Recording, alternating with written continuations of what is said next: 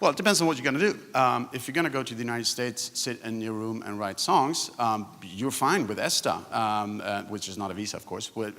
In which case, so the B category, B2 visa, is the same category as the visa waiver permission of stay. So you can write as much of music as you want to. You can even connect with a lot of the industry, and you can technically. It gets a little bit, sometimes it gets into the nitty-gritties, which we remember from the last time as well. And I would say my interpretation of what you would have to do if you write music that you're going to sell is that you can basically write it, meet people, showcase it, then travel home for them to send you the money for it. So you can't stay in the United States and work as a songwriter. Yeah. Once you start selling your music, you want to change your status. Best is to come home and get a P visa. Okay, because I've been there 3 months already writing, so I want to stay longer this time. Mm-hmm. Yeah, so B1, B2? B1, B2 okay. Is fine. And mind you, we're not here to say we're going to grant you that visa. We're saying what would be the suitable visa. Or you travel back under the visa waiver program. The 90-day rule of the visa waiver program allows you 90 days, and then later that year you can go back for 90 days again. What they don't want to see at the border is 90 days, step over the border, come back to Sweden, have a coffee, and return, because you really should have had a B visa for that from the get-go. But if you do 90 days, you realize time is getting short, go home, spend some time with your family, you're probably fine going back. Again, we don't decide who gets to come in.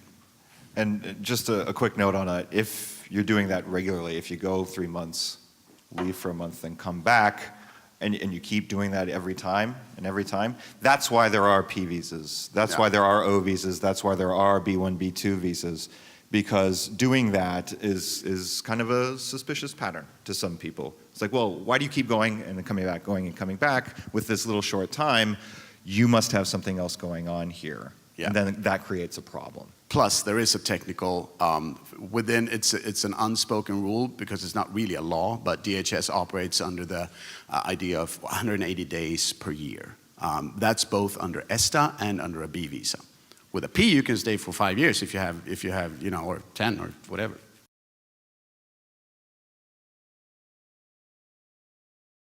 That is a problem. You can only do one work-related thing at a time. That's the simple answer to that. Well, and the way that's tracked is when you apply, when you go and fill out that I-129 form, you're telling them what you want to do. Yeah, so it will be two different. Well, yeah, he's like, I'm going to go and be a graphic designer, and oh, by the way, now I'm the CEO of McDonald's. And like, well, no, wait, no, that's not what you're supposed to do. You're supposed to come here and do that. And so you really have to obey the terms by which you got the ability to go in. And technically, you can have two operational 797s, work authorization for both things. But you can't act on them at the same time. You would have to always change your status with your local USCIS office, which can take some time. And you don't want to start doing the other thing while that is in process. Yeah. So good question.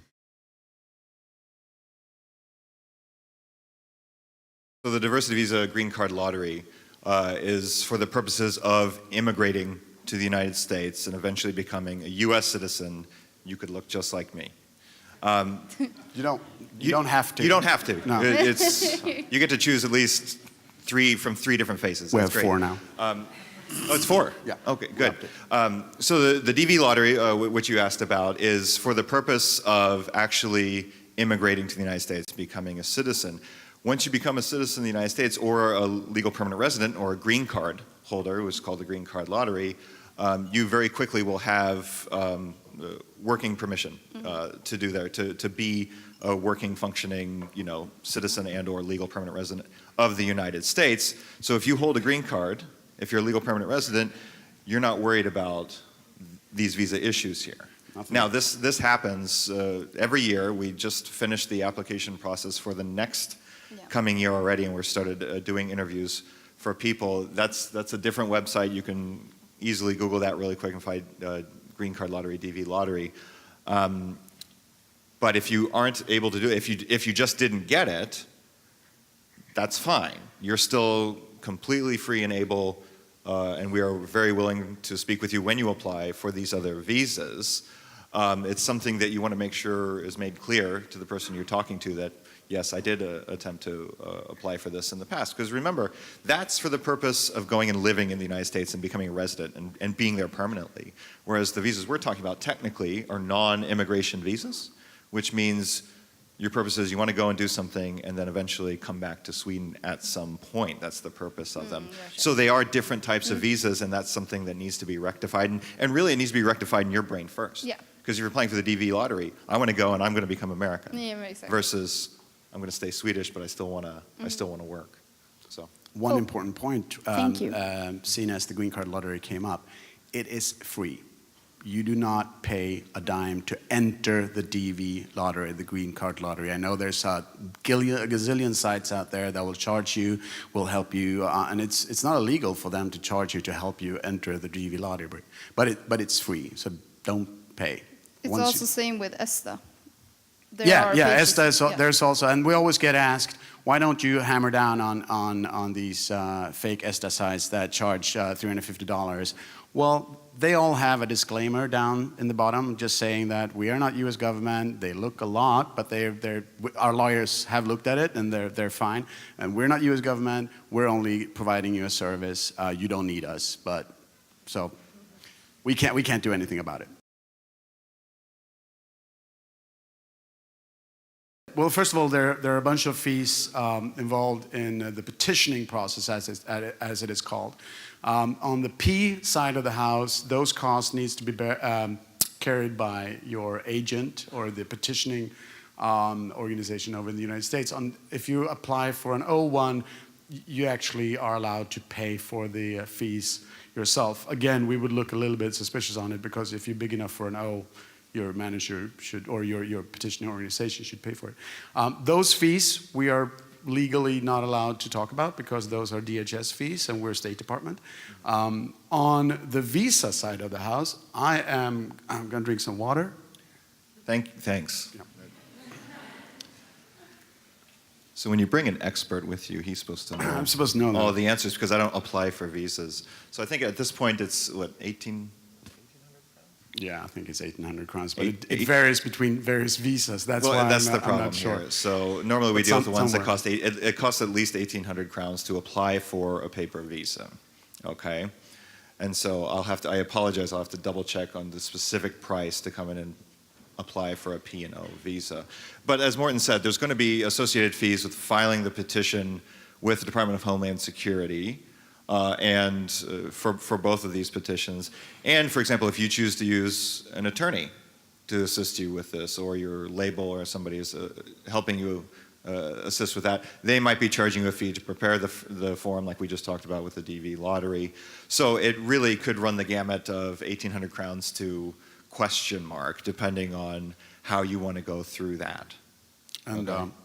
lawyers can be very useful, of course, but they're not necessary for you. It's not a prerequisite that you have to have a lawyer to file for a petition in the United States. And not all immigration lawyers are immigration experts. I want to highlight that. And they are not the main interpreters of the U.S. law. So don't blindly trust U.S. immigration lawyers. Just a friendly advice.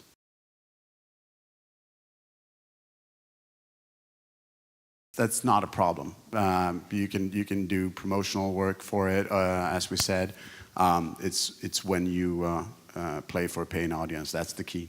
That's what we don't like. It's when you're going there for the express purpose of while you're there doing things to earn money. Okay, if it's already going on, like you said, Morten said, it's fine. You can go and promote it. You can do other stuff. Correct me if I'm wrong on a B1, B2, if you're employed in Sweden by a Swedish firm or a Swedish production company, and you're in the United States and you happen to pen something while you're there, but you're working for somebody else and you come back, Not a problem. that's fine too. So you can go. I mean, that's because if that weren't the case, you wouldn't be able to go on vacation to the United States or anything, as long as you had a job in Sweden.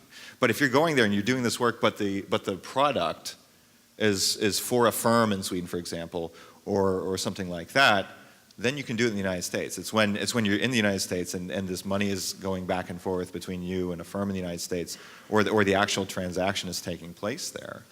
It gets really, as I said before, it gets really into the nitty-gritties because it's law. It's which is constructed to be as specific as possible, but there will always be room for interpretation. In which case, DHS has final say what you can and cannot do in the United States, to be honest. But we are, of course, having worked with this for a long time, we're as close as experts as you can get.